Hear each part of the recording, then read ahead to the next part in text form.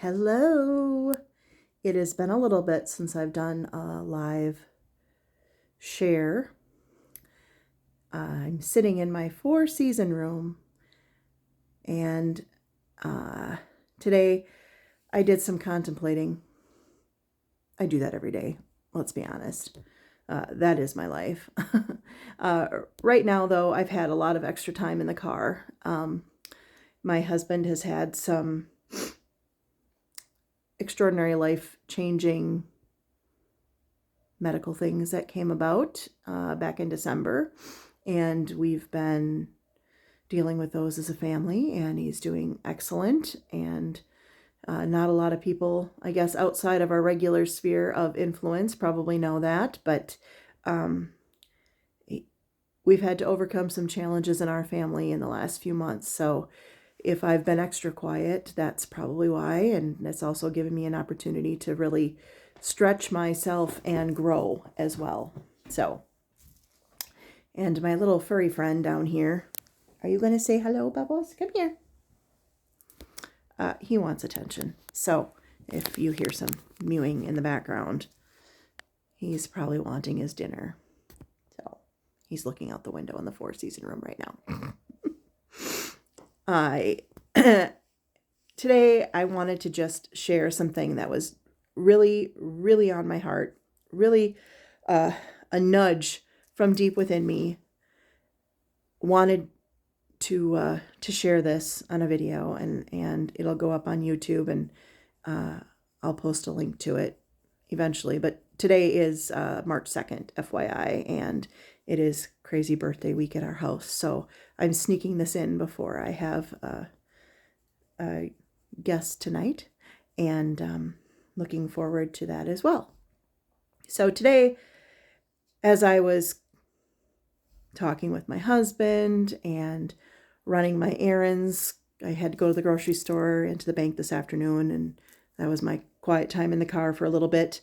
I was really thinking about conversations that I've had recently with people, not friends, not just friends or family, or just interactions everywhere I go, whether it be at the clinic or wherever. And there's a few things that I'm noticing. One is, I do believe everybody is seeing what's going on in our external world, but we all seem to want to not escape from it, but be more kind in spite of it. Mostly in in-person reactions or interactions, right? Like, this is what I'm experiencing. And the concerning thing for me is watching social media and the news.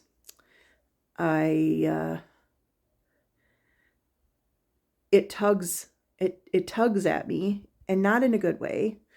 How much vilifying and name calling and blaming and shaming of other people we're seeing. And I thought and had hoped that perhaps through our experience in 2020 and 2021 and 2022, that we would have moved beyond this. We are only, 6 years beyond what the experience, the global experience that we all had, has occurred. And yet I feel like some people may be forgetting what happened in that time frame. And I'm watching some of the same people that were frustrated by the humiliating, the guilting, and the shaming that was going on towards a sect of society. I'm watching the opposing team, if you will, doing this. Like, did we not learn?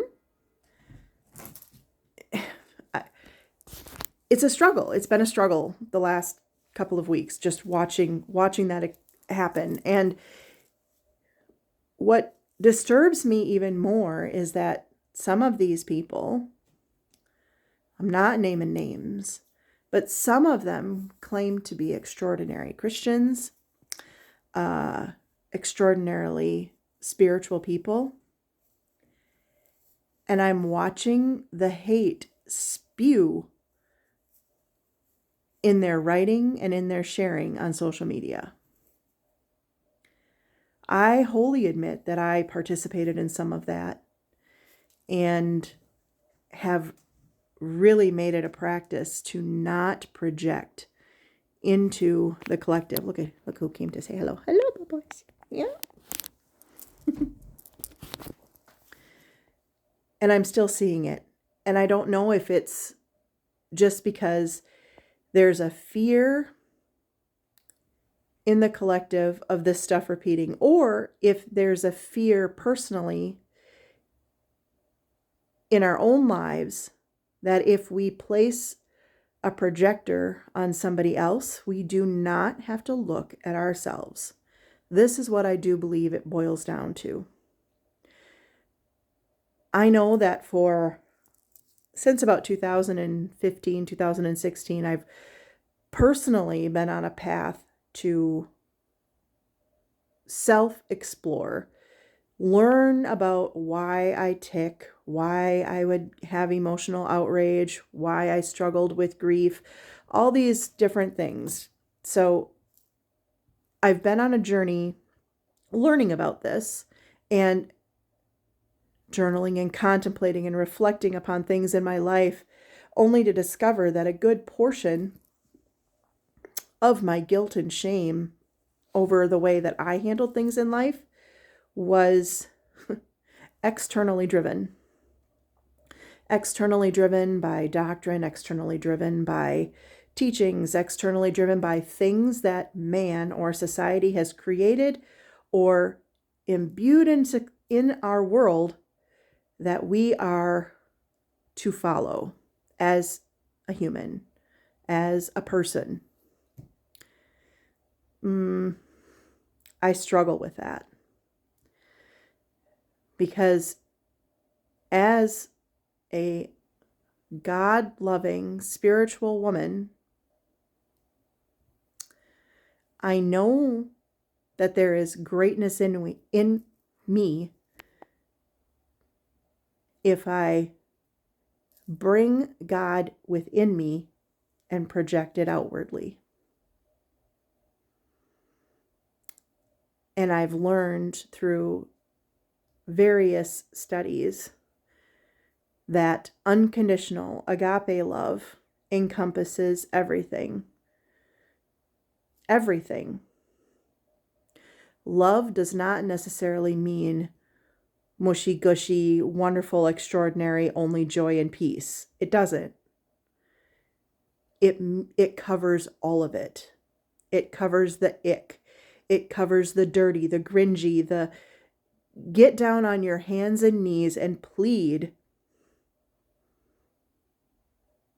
for something outside of you to reform you, only to come to discover that strength comes from God within. So imagine all of the judgment and everything that we experience or that we see or that we observe is still coming from that place in this world of external. And I can't believe I've talked 9 minutes. And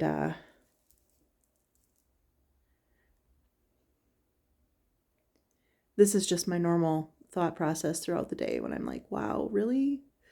What have you said? What have you done?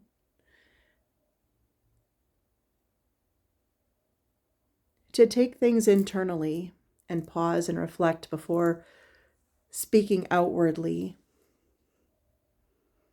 we share how much compassion and empathy we've learned about God's love. And God's love requires truth, full transparency, full honesty, starting right here with us first.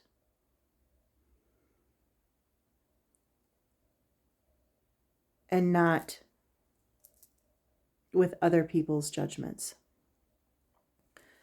I imagine living in a world where there is kindness, honesty,